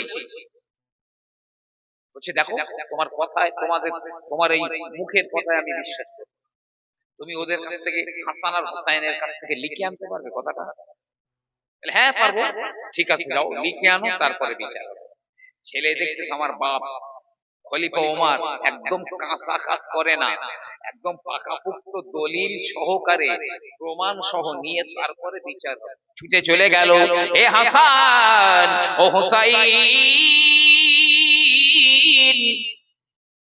আমার বাপ যে তোমার নানা নবী পরিবারের গোলাম, আমি হলাম সেই গোলামের বেটা, গোলাম লিখে কি দিতে পারবে? ইমামে হাসান আর হোসাইন বললেন, যা বাস্তব সত্য কথা তা কেন লিখে দিতে পারবো না? ঠিক আছে লিখে দাও। ইমামে হাসান আর হোসাইন লিখে দিলেন, ওমর নবীর গোলাম, নবী পরিবারের গোলাম, আর তুমি হলে ওই গোলামের বাচ্চা, তুমিও আমাদের গোলাম। নিচে সই করে দিয়েছে, নিচে সই করে দিয়েছে। ইয়া আমিরাল মুমিনিন, এই যে লিখে নিয়েছি, হাসান আর হোসাইন লিখে দিয়েছে। দেখলেন হযরত ওমর, দেখলেন, দেখে বলছে, আগামী কাল ওই ময়দানে হাসান আর হোসাইনকে হাজির থাকতে বলো, আমি কাল বিচার করব। ছুটে গিয়ে বলছে, হাসান হোসাইন, আগামী কাল তোমাদের বিচার হবে, তোমাদের বিরুদ্ধে আমি খলিফার কাছে মানহানির কেস করেছি, আগামী কাল তার বিচার হবে।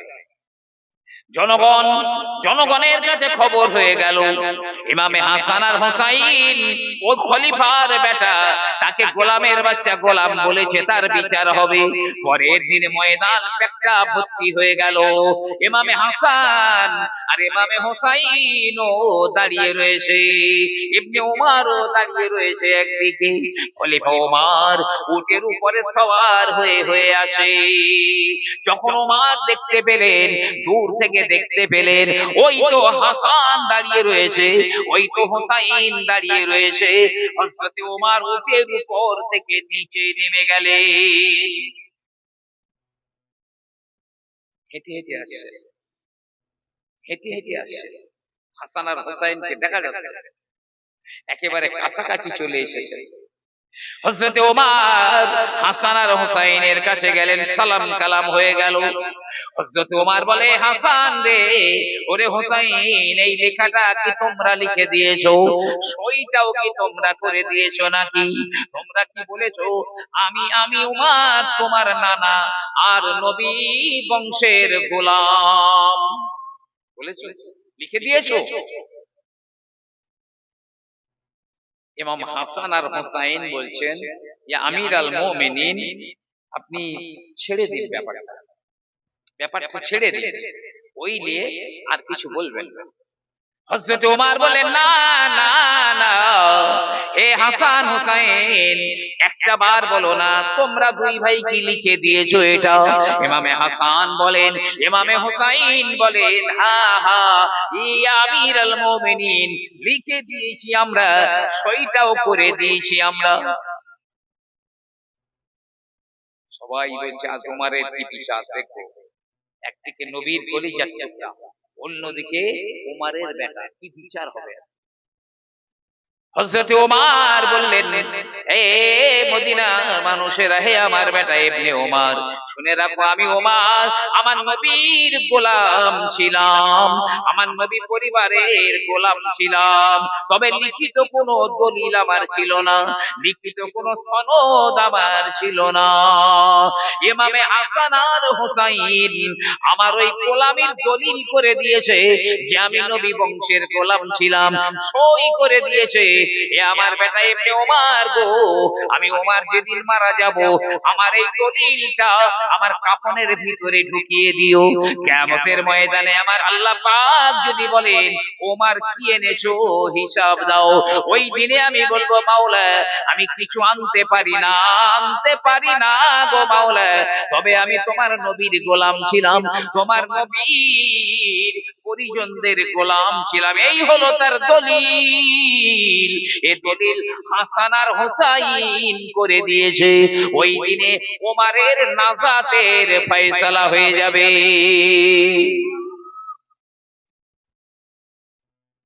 এত মহব্বত করতেন প্রত্যেকটা সাহাবা, এমনকি জিবরাইল আমিন পর্যন্ত। একদিন নবী পাকের দরবারে হযরত জিবরিল আমিন আলাইহিস সালাম এসেছেন। তাহিয়া কলবি রাদিয়াল্লাহু আনহু চেহারা নিয়ে নবী পাকের দরবারে এসে, এখন ইমাম হাসান আর হোসাইন ভেবেছে দাহিয়া কলবি, আর দাহিয়া কলবি ভেবে দুই ভাই গিয়ে জড়িয়ে দিয়েছে, ধরে পকেটে হাত রাখছে, পকেটে হাত দিয়ে হাত রাখছে। তো জিবরাইল বলছে রাসূলুল্লাহ দুই ভাই আমার পকেটে হাত দিয়ে কেন হাত রাখছে, ব্যাপারটা বুঝতে পারলাম না। নবী আমার বলেন ও জিবরাইল তুমি তো আমার সাহাবা তাহিয়া কলবির চেহারা নিয়ে এসেছো।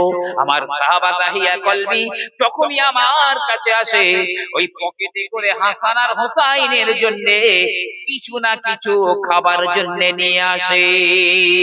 তাই দুই ভাই আপনাকে তাহিয়া কলবি মনে করে ওদের প্রতিদিনের মতো পকেটে হাত রায় কি খাবার আমাদের জন্য এনেছে। হযরত জিবরিল আমিন বললেন আয় আল্লাহর নবী গো, আপনি যদি একটুখানি আপনি আমাকে আগে থেকে বলতেন আমি জান্নাতের ভিতর থেকে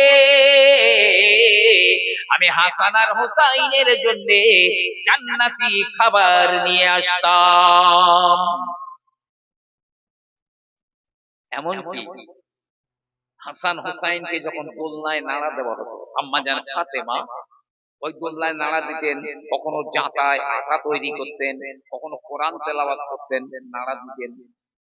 জিবরিল আমিন আলাইহিস সালাম বলেন হে আল্লাহর নবী, যখন ফাতেমা আল্লাহর ইবাদত বন্দেগীতে রত থাকতো হাসান কিংবা হোসাইনকে দোলনায় দিয়ে রাখতো, ওই দোলনা আমি জিবরাইল নাড়া দিতাম যাতে হাসান অথবা হোসাইন কান্নাকাটি না করে। তাই আমি জিবরাইল দোলনায় দোল দিয়ে দিতাম। জোরে জোরে বলুন না সুবহানাল্লাহ। ও মুসলমানেরা, আমার নবীর ভালোবাসা যদি পেতে চাও ইমামে হাসান আর হোসাইনকে ধরো, পেয়ে যাবে, নবী পেয়ে যাবে, আল্লাহর সন্তুষ্টি পেয়ে যাবে। মহব্বত ছাড়া কিছুই হতে পারে না।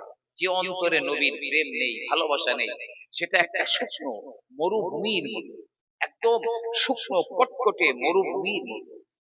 নবীকে কি মহব্বত করেছে সে জীবজন্তু বলেন। একদা শীতকাল, একদম কনকনে শীত পড়ছে, তো নবী পাক 3 দিন খাওয়া হয় না, ক্ষুধার যন্ত্রণা নবী সহ্য করতে পারছেন না। ওই ঠান্ডায় নবী পাক রাত্রে বার হয়ে দেখে হযরতে ওমর ওই ঠান্ডার ভিতরে পায়চারি করে। নবী আমার বলেন ওমর এত কঠিন ঠান্ডায় বাইরে তোমাকে কে বার করে আনলো? ওমর বলে হুজুর ক্ষুধা আজ কয়েকদিন খাওয়া হয় না, ক্ষুধার যন্ত্রণা সইতে পারি না হুজুর, তাই ক্ষুধা আমাকে বাইরে বার করে এনেছে। চলো ওমর আগের দিকে চলো, আগে চলো। তো খানিকটা আগে গিয়ে দেখছেন হযরত ওসমান গনি তিনিও ঘোরাঘুরি করছেন। নবী আমার বলেন ওসমান গো, এই রাত্রে তুমি কেন বার হলে গো? কঠিন ঠান্ডা, মদিনার মানুষেরা ঘরের ভিতরে রয়েছে, তুমি কেন বাইরে বার হয়ে ঘোরাঘুরি করো? ওসমান বলে, হুজুর, ক্ষুধা ক্ষুধা ক্ষুধার তাড়না সইতে পারি না, তাই ক্ষুধা আমাকে বার করে এনেছে। ঠিক আছে, চলো দেখি বাবা, আগের দিকে চলো। আগে গিয়ে দেখেন হযরতে আলী রাদিয়াল্লাহু তাআলা আনহু ওই কঠিন ঠান্ডার ভিতরে তিনিও পায়চারি করেন। নবী বলেন, আলী, তোমার খবর কি? এই ঠান্ডায় ঘরবাড়ি ফেলে এই বাইরে কেন ঘোরাঘুরি করছো? আলীও বললেন, হুজুর, কয়েকদিন বাড়িতে খাওয়া হচ্ছে না হুজুর, আমি এই ক্ষুধার যন্ত্রণা আর সহ্য করতে পারছি না, তাই এই ক্ষুধা আমাকে টেনে বাইরে বার করে এনেছে। নবী পাক হযরতে ওমরকে সঙ্গে নিলেন, ওসমানকে সঙ্গে নিলেন, হযরতে আলীকে সঙ্গে নিয়ে একটুখানি আগের দিকে গেলেন। আগের দিকে গিয়ে আল্লাহর নবী বললেন, আলী রে, ওই দেখো একটা খেজুর গাছ দাঁড়িয়ে রয়েছে। আলী, ওই একটা খেজুর গাছ দাঁড়িয়ে রয়েছে, যাও। আর শীতকালে তো গাছে খেজুর থাকে না, একদম শুধু ডালপালা আর কিচ্ছু নেই। নবী বলছে, আলী, তুমি যাও, গিয়ে ওই খেজুর গাছটাকে বলো তো, এই খেজুরের গাছ, আল্লাহর নবী আমাকে পাঠিয়েছেন, নবী ক্ষুধার্ত, আমরা নবীর সাহাবারা ক্ষুধার্ত, তাই নবীজি আমাদের কিছু খেজুর দিতে বলেছেন খাওয়ার জন্য। খেজুর গাছটা হযরতে আলী রাদিয়াল্লাহু তাআলা আনহু তিনি কোনো কথা না বলে সামনের দিকে এগিয়ে যান। খেজুর গাছটার সামনে গিয়ে হযরতে আলী রাদিয়াল্লাহু আনহু দাঁড়িয়ে যান, বলেন, এ খেজুরের গাছ রে, আল্লাহর নবী আমাকে তোর কাছে পাঠিয়ে দিয়েছে। আমার নবী বড় ক্ষুধার্ত, আমার নবীর সাহাবারা বড় ক্ষুধার্ত, তাই আল্লাহর নবী বলে দিয়েছেন কিছু খেজুর আমাদের দিতে বলেছেন। যেই না বলেছেন হযরতে আলী ওই ডালপালার ভিতর থেকে লম্বা লম্বা তাজা টাটকা খেজুর গুলো ঝরঝর করে নিচে পড়ে যায়। জোরে জোরে বলুন সুবহানাল্লাহ। খেজুর গুলো নিয়ে হযরতে আলী আমার নবী পাকের দরবারে চলে এলেন। আল্লাহর নবী সাহাবাদের বললেন, বাবা খাও খাও খাও। আর আলীকে কয়েকটা দিয়ে বললেন, আলী, আমার ফাতেমাও তো উপোস রয়েছে, নিয়ে যাও, আমার ফাতেমার জন্য এই খেজুর গুলো নিয়ে যাও। কাজ তো মাত্র, সে আমার নবীর কত ভালোবেসে মহব্বত করেছে। খেজুর নেই গাছে, তারপরেও খেজুর করেছে। আল্লাহর নবী, আল্লাহর হাবিব কখনো কখনো তিনি দূরের গাছগুলোকে ডাক দিতেন। সিরাতের কিতাবের ভিতরে এসেছে, অনেক কিতাবের ভিতরে রয়েছে, নবী বলতেন, এই দূরের গাছ রে, দূরে কেন দাঁড়িয়ে রয়েছিস? আমি আল্লাহর নবী ডাকি, জলদি করে আমার কাছে চলে আয়। গাছগুলো শিকড় মাটির ভিতর থেকে তুলে দৌড়ে দৌড়ে আমার নবীর চারিদিকে গোল হয়ে দাঁড়িয়ে যেত। একটু জোরে জোরে বলুন না সুবহানাল্লাহ। কাজ মিটে গেলে নবী বলতেন, যা হে গাছেরা, তোরা নবীকে ভালোবেসেছিস, যা, আমি রাসূল বলছি, যে যে জায়গায় ছিলি সেই জায়গায় গিয়ে আবার শিকড় গেড়ে দিয়ে দাঁড়িয়ে যা। সঙ্গে সঙ্গে গাছগুলো আপন আপন জায়গাতে গিয়ে আবার শিকড় গেড়ে দাঁড়িয়ে যেত। এই গাছেরা নবীর কথা শুনতো, নবীকে মহব্বত করতো, কিন্তু নবী তো গাছদের জন্য দোয়া করেননি, অথচ এই উম্মতের জন্য নবী দোয়া করছেন। আর এই উম্মত আমার নবীর সুন্নতকে অবহেলা, নবীর তরিকাকে অবহেলা করে চলছি, এই জাতির উন্নতি আসবে কবে? হারগিজ আসতে পারে না, কখনোই আসতে পারে না। ভালোবাসা আল্লাহর জন্য করে। জি, কমপক্ষে আপনাদের একটা কথা বলে যায়, কমপক্ষে এমন লোকের সঙ্গে বন্ধুত্ব করবেন যাকে দেখলে আল্লাহর কথা মনে হয়, এইরকম একটা লোকের সঙ্গে বন্ধুত্ব করবেন। ভালো করে মনে রাখেন, যার দেখলে আল্লাহর কথা মনে পড়ে যায় সেই লোকটার সঙ্গে বন্ধুত্ব করবেন, তাহলে ওই আপনাকে একদিন নবী পর্যন্ত পৌঁছাতে পারবে। তিনটে স্তর আছে, একটা হলো হানাফি শাইখ, দুই নম্বর হানাফির রাসূল, 3 নম্বর ফানা ফিল্লাহ। একদল লোক আছে এখন পীর সাহেবদের নাম শুনলে তাদের নাকি রক্তে আগুন লেগে যায়, রক্ত কমে যায় নাকি।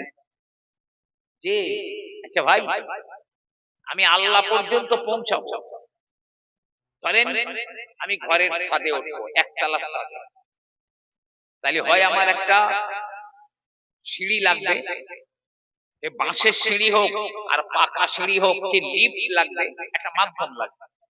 মাধ্যম একটা না হলে আমি ছাদে উঠতে পারবো না। তবে একজনার লাগে না, সিঁড়িও লাগে না, লিফটও লাগে না। আর জানেন, হনুমান, বাঁদর এদের লাগে না।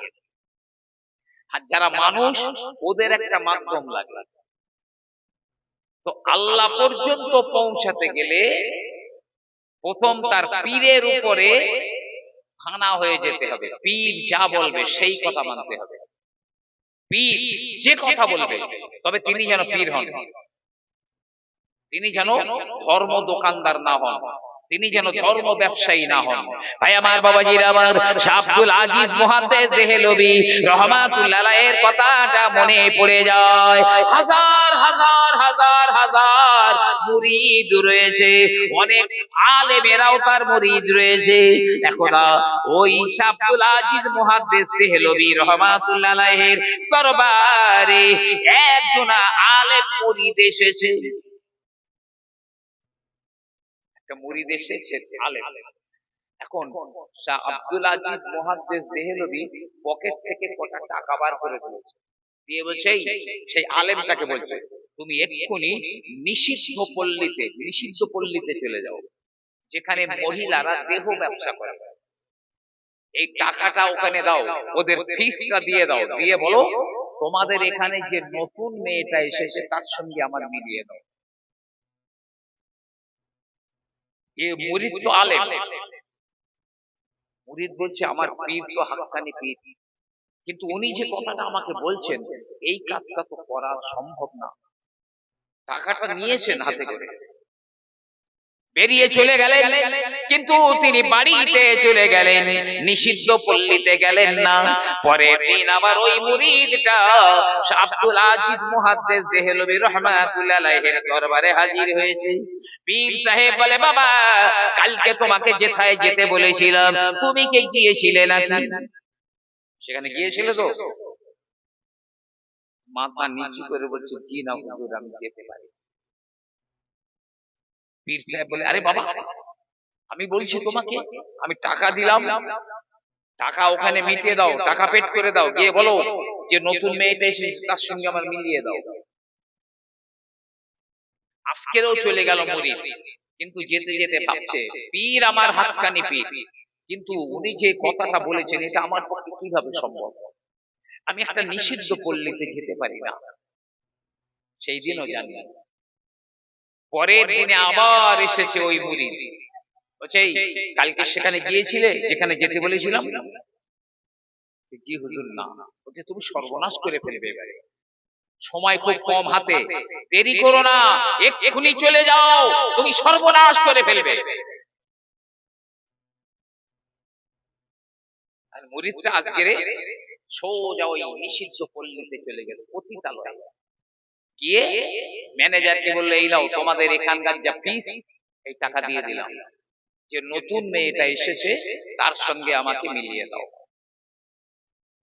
বলছে হ্যাঁ, আজ এই 3-4 দিন হলো আমাদের এখানে একটা নতুন মেয়ে এসেছে, এখনো তাকে আমরা কাজে লাগাই, তবে আজ থেকে তার কাজে লাগাবার কথা আমাদের। তো যখন আপনি বলছেন ওই মেয়েটার সঙ্গেই আমরা আপনাকে মিলিয়ে দিয়েছি, আজ প্রথম তাকে কাজে লাগাবো। নির্দিষ্ট ঘরের ভিতরে ওই মেয়েটাকে রাখা হলো, আর এই মুরিদটাকে ওই ঘরের ভিতরে ঢুকিয়ে দেওয়া হলো। ওই মুরিদ ঘরের ভিতরে ঢুকে দেখে, কি দেখলাম এ তো আমার নিজের ঔরসজাত, নিজের ছোট মেয়ে। আজ 4-5 দিন আগে বিবাহ হয়ে গিয়েছে, স্বামী তাকে নিয়ে নিজের বাড়িতে বেরিয়ে চলে গিয়েছে। এ তো আমার ওই মেয়ে, আমার নিজের ছোট মেয়েটা। মেয়েটা দৌড়ে চলে এলো, আব্বাজানকে জড়িয়ে ধরলো। আব্বাজান, আপনি এসেছেন, বড় ভালো করেছেন, সর্বনাশ হয়ে যাচ্ছিল। আমার বিয়ে হয়ে গিয়েছিল, আমার স্বামী যখন কাফেলা নিয়ে আমাকে নিয়ে তার নিজের বাড়িতে যাচ্ছিল, মাঝপথে ডাকাত দলেরা আমাদের ঘিরে ফেলে দিল, সব লুটপাট করে নিল এবং আমাকেও তারা ধরে নিয়ে এই পতিতালয়ে বিক্রি করে দিয়েছিল। আপনি এসেছেন, বড় ভালো হয়েছে। মেয়েটাকে নিয়ে বাড়ি চলে গেলেন মুরিদ। দৌড়ে দৌড়ে হুজুরের কাছে, পীর সাহেবের কাছে গিয়ে পা দুটো জড়িয়ে ধরেছে, হুজুর আপনার কথা যদি না শুনতাম, সত্যি আমার সর্বনাশ হয়ে যেত। কি সর্বনাশটাই না হয়ে যেত। জি, আমার আল্লাহ রাব্বুল আলামিন কোরআনে কারীমের ভিতরে বলেন, ইন তাত্তাকুল্লাহা ইয়াজআল লাকুম ফুরকানা। ও ঈমানদারেরা, যদি তোমরা আল্লাহকে ভয় করো, আমার আল্লাহ পাক তোমাদের ফুরকান দান করবেন। ফুরকানটা কি জানেন? তাৎক্ষণিক জ্ঞান। আমি এসেছি আপনার কাছে, আপনার রাডারে ধরা পড়ে যাবে আমি কেন আপনার কাছে এসেছি। আমার বলবার আগে আপনার রাডারে ধরা পড়ে যাবে। এর নাম ফুরকান। যেমন দেখেন, নবী পাকের ইন্তেকালের পরে ওমর তখন খলিফা, হযরতে ওমর। তো হযরতে আলী রাদিয়াল্লাহু আনহু স্বপ্ন দেখছেন, আল্লাহর নবী যেন মসজিদে নববীর ভিতরে ফজরের নামাজ পড়াচ্ছেন। হযরতে আলী তিনি আমার নবীর পিছনে ইক্তেদা করলেন। স্বপ্ন দেখছেন হযরতে আলী, নবীজি ফজরের নামাজের ইমামতি করছেন, সব সাহাবারা নামাজ পড়ছে, হযরতে আলী গিয়েও তিনি ইক্তেদা করেন। নামাজ হয়ে গেল, আল্লাহর নবী মুসল্লিদের দিকে ঘুরে বসলেন। আর ওই সঙ্গে সঙ্গে একটা পাত্র, তাতে এক পাত্র বা এক থালা বা এক গামলা খেজুর, টাটকা তাজা খেজুর আমার রাসূলুল্লাহর সামনে দেওয়া হলো। আল্লাহর নবী আপনি খান, আপনার সাহাবাদের খাওয়ান। আল্লাহর নবী সাহাবাদের খেজুর দিতে দিতে হযরতে আলী রাদিয়াল্লাহু তাআলা আনহুকে একটা খেজুর দিলেন। আলী, এই নাও একটা খেজুর, তুমি খাও। হযরতে আলী রাদিয়াল্লাহু আনহু ওই একটা খেজুর খেয়ে দিলেন। যেই খেয়েছেন সঙ্গে সঙ্গে ঘুম ভেঙে গেল।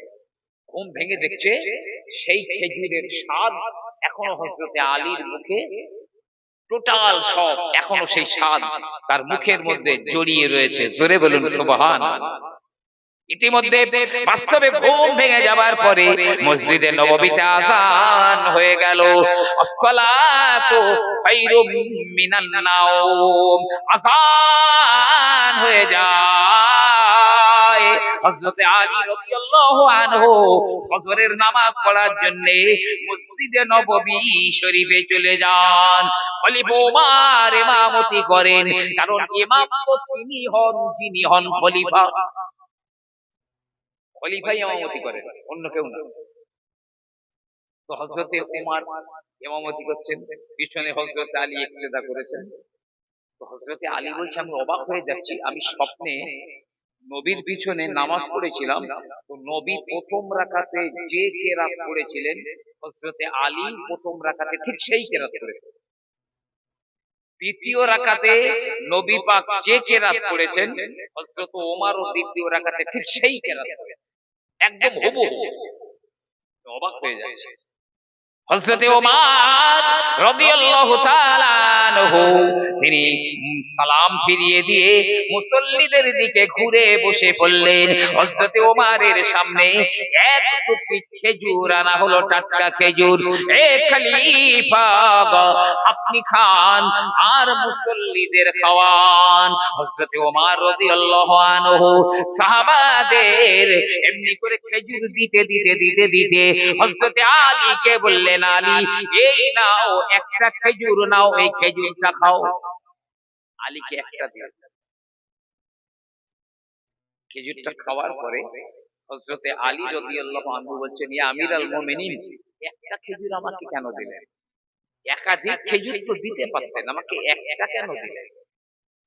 হযরত ওমর রাদিয়াল্লাহু তাআলা আনহু বললেন, হে আলী, গত রজনীতে আল্লাহর নবী যদি আপনাকে একাধিক খেজুর দিতেন, তাহলে আমি ওমরও তোমাকে একাধিক খেজুর দিতাম। জোরে জোরে বলুন সুবহানাল্লাহ।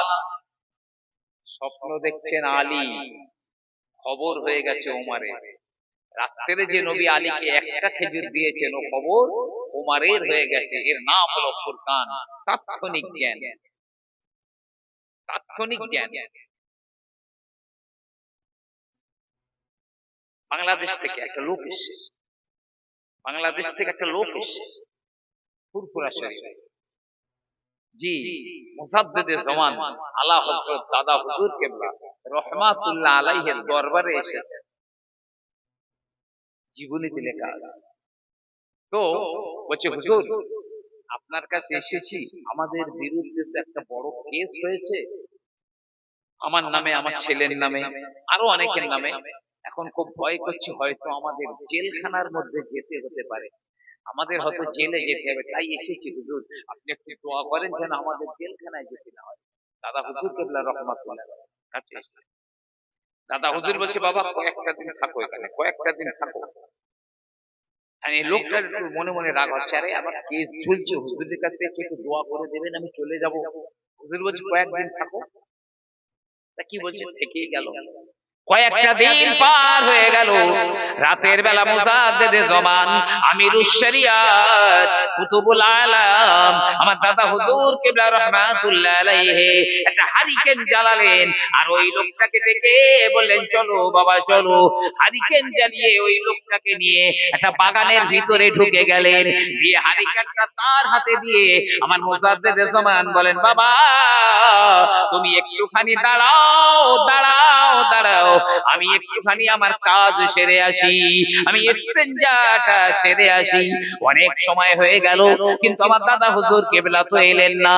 এমন সময় মসজিদে আযান হয়, তিনি দেখলেন না না, এই আযান তো ফুরফুরার আযান নয়, এ তো বরিশালের আযান। এমন সময় আস্তে আস্তে করে একটু ফর্সা হয়ে গেল, দেখতে ছেলে বার হয়েছে, তার নিজের ছেলেটা বার হয়েছে। ছেলে বলছে, ও আব্বা এখানে কেন দাঁড়িয়ে রয়েছো? বাপ বলে, এ ছেলে তুমি এখানে কেন? বলে, কেন, এ তো আমার বাড়িতে আমি রয়েছি। বাপ বলছে, না না আমি তো বাড়ি নেই, আমি তো ফুরফুরায়, আমি তো ফুরফুরায় আছি। সেই দেখুন না, এই আমাদের এই ঘর, এই আমাদের ধানের গোলা, ওই আমাদের সেই উঠান, ওই সব গাছপালা দেখছে, তাই তো। তো আমার ঘর, আমার বাড়ি, আমার সব, ছিলাম ফুরফুরায়, চলে এলাম আমি বরিশালে। অথচ দাদা হুজুর কেবলা শুধু পার হয়ে একটা বাগানের মধ্যে ঢুকে হারকেল দিয়ে দাঁড় করিয়ে দিয়েছে। দাদা হুজুর সরে গেলেন, চলে গেল। কি কত বড়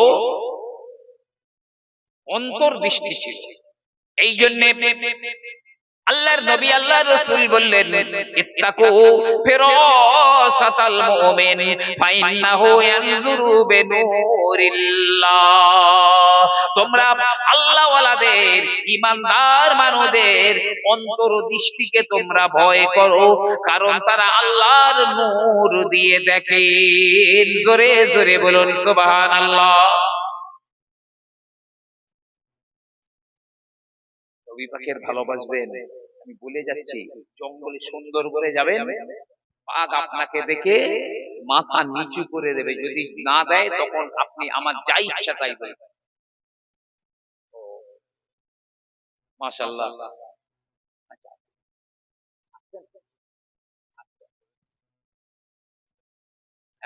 সকলে একটু উচ্চ আওয়াজে তাকবীর দেন, নারে তাকবীর।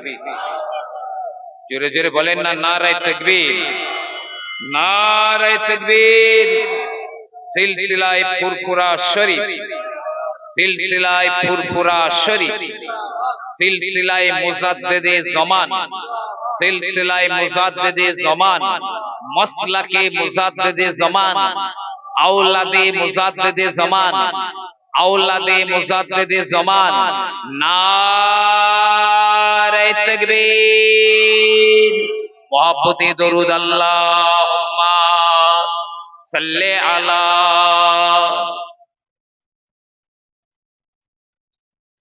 वाला आले सय्यिदेना। आप आई तो दो आलम में बहार आई है, आप आई तो दो आलम में बहार आई है, फूल महके हैं सितारों ने जिया पाई है। अल्लाहुम्मा सल्ले अला